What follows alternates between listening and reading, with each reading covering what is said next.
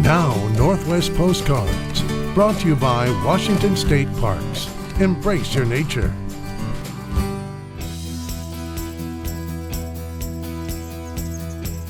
Wide open spaces, just some beautiful views of the Olympics. You can look across the water and you see Port Townsend. You can look over and see Marrowstone Island in another direction. It just, it's more than one eye can pick up. So it's an amazing spot to just sit and look.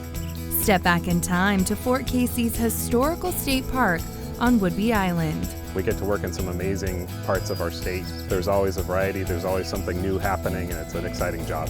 You will see the historic fort with old gun batteries, a charming lighthouse, and panoramic views of Puget Sound. I grew up here in Coupeville. I grew up just down the road from Fort Casey, and I used to play in the park as a kid, and it's great to play in the park as an adult. Spring is probably the best time to come camping at Fort Casey. It's the time that we have the most availability in our sites. There's less people walking around the fort, so you kind of get the park to yourself at times.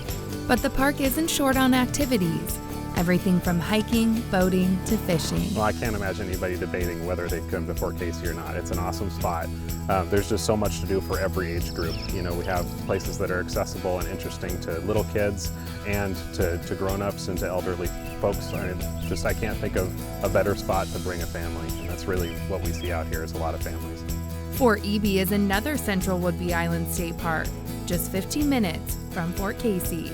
A lot of hiking opportunities. We have over 30 miles of trail in Fort Ebey, and it also offers paragliding, which is one of the only state parks in Washington State that actually has paragliding allowed.